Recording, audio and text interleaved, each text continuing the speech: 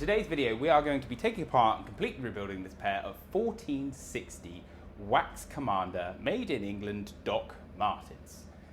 Now, as a small boy, my mother told me that if you haven't got anything nice to say, then you probably shouldn't say anything at all. Based on that advice, this video will be completely silent. I am of course joking. Contrary to my mother's advice, I'm probably going to talk endlessly about this one because I just love talking about welts. So I'm going to cover that in a minute. First of all, I need to say thank you to Wyatt and Dad, who this customer reached out to get his boots done, and they recommended contacting me because we are in the same country. So if you haven't checked out Wyatt and Dad before, absolutely worth looking up their YouTube channel and their website because they do some fantastic work and their workmanship is fantastic. So, Doc Martens, the welts on these are not attached in the same way as, or not exactly the same way as your conventional welts as you would find on a pair of Red Wings. They are stitched above. So the stitch that you can see here, the yellow stitch, that is the one that runs through the upper, through that canvas rib and into that void underneath the shoe. This does present me with a bit of a problem, which I have not 100% figured out how I'm going to deal with yet, but that stitch running through above the welt means that the welts would attach too high. So this customer doesn't have any choice other than to go for storm welts really, because these have storm welts and there is a mark left behind. Normal storm welts, if I was to attach those using the original holes, whilst they would cover that line, they would sit too high up and the edge of the boot, the upper and the canvas rib would protrude too far below. So I would have an uneven bottom to the shoe. I couldn't attach a midsole, which is what we're going for on these. These are having the heavy lugged half sole and heel. I wouldn't be able to attach that midsole because there would be part of the upper in the way by about 4 millimeters. I'm going to figure that out when I get to it, but let's get started.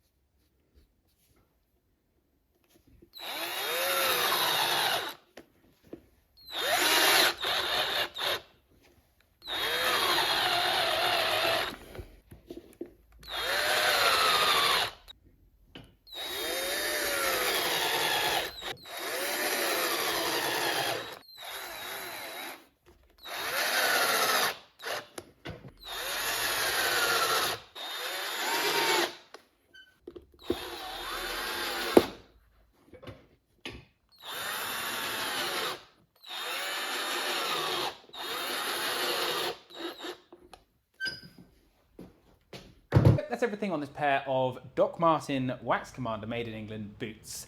They've had the half sole, heavy lugged half sole and stacked leather heel off of our website, along with black welts. So those were split welts and they've got black stitching. I mentioned at the beginning of the video that I wasn't sure where I was going to go with the welts because there was a mark left from the old ones, but this worked out the best way. And you'll see in the video I had to trim the upper a little bit, and I'll come to why that is in a second.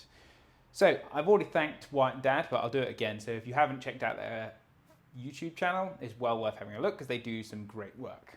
It's worth mentioning at this point in the video that I do not normally resole Doc Martens. I will always do as asked. So in this particular circumstance, I checked with the customer to ensure that he did understand every part of this, and I wanted to make sure that he knew the type of construction that these were, and he reassured me that he has many other boots of which much higher quality. So I felt fine about doing this. I just wouldn't normally do it. So the construction of Doc Martens. So this is the sole that's fitted onto a Doc Marten, and they, on their website, it says that these are Goodyear welted. This is what's attached to the bottom of a Doc Marten. So Goodyear welted usually consists of a welt, and then you have got a midsole or an outsole, and they are stitched together or not, so you could stitch just to the midsole, but generally speaking you'll find that the welt is attached to another piece of material. This is attached to another piece of material, so that part is true. However, what they do is they take a piece of PVC, which is plastic, and then stitch that to the upper above the top of the welt, and then that gets heat welded onto a PVC sole. I don't have and have no desire to acquire the equipment in order to melt a new sole onto the old welts or even construct a new Doc Marten. It's not something that I want to do. This to me looks surprisingly like a sidewall stitched cup sole, seeing as it comes off as one piece like this and they're not stitched together. Inside of this you then get a piece of firm foam, and then you get a piece of felt. The footbeds inside of these are compressed paper or fiberboard, not leather, and then they have got a leather lining on top. I'm thinking back, when I took these apart, I don't think there was a shank inside, so there was no shank inside these. I did put a shank in there, and you'll have noticed that it wasn't your conventional steel shank or a wooden shank or fiberglass shank. I actually used something which I think is called a speed shank. I very, very rarely use those, but the customer told me he's got size 13 feet and he weighs 20 stone. So he is a big guy and he is going to put a lot of pressure on these footbeds. I have my concerns about steel shank underneath compressed paper or fiberboard footbeds, because I would worry that with excess weight you're going to feel that shank, you're going to press into the footbeds, and that thin footbed you might feel the shank. So I opted for a much wider fiberboard shank cover that has got a shank attached to it. So those things combined should prevent him from feeling the shank inside the boot. So it's just a way of adding a little bit more support to the footbeds that are inside these. I'll mention again that I do not resole Doc Martens, and I do not resole Doc Martens. I can't stress enough, I do not resole Doc Martens. I don't have the equipment for it. So if you have a pair of Doc Martens and you wanted me to resole them, please contact me first and we can discuss the different elements of that. So yeah, there's that.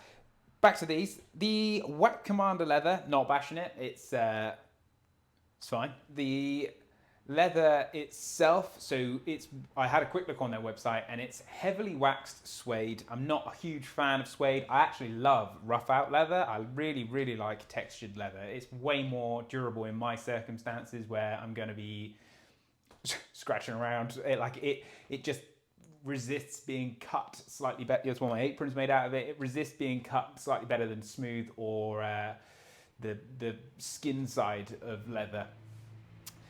Suede, I haven't looked into this, but it's worth having a look into it yourselves. Suede and nubuck are often splits, so they'll take a piece of leather, the skin of an animal, and they will split it into multiple pieces, and you get the full grain stuff up near the top, super durable, very dense, does cut though, which on the back side of that will have a more fibrous side. The split from that will be fibrous on both sides, so you've got fibers inside the boot and you've got fibers outside the boot. If you bought rough out leather, you get the top grain stuff inside your boot and you get the fluffy stuff on the outside of the boot. That way you've still got the super durable part. This has got slightly looser fibers. Don't quote me on any of this, and because I just had a quick look at their website, but it's well worth having a look into the different types of leather and finding that out for yourself. I cannot stress enough that I do not resole Doc Martens in the conventional way. So if you had a pair of Doc Martens and you wanted to get them resoled, I'm not your guy. I can't heat weld on a new sole, and I don't have the sidewall stitching or the welt. I don't have any of the parts that go onto the bottom of one of these. I can completely change everything, but in order for that to happen, do contact me first and I will have a discussion with you about all of the pros and cons, because at the end of the day, it's a tremendous amount of work, and it would be a shame if everything I did outlasted the rest of the boot. So just check first with me before placing any orders for resoles for Doc Martens on the website. So that's everything, and I'm pretty sure I managed to navigate my way through that without saying anything unpleasant. So there you go, Mum, and I will see you in the next one.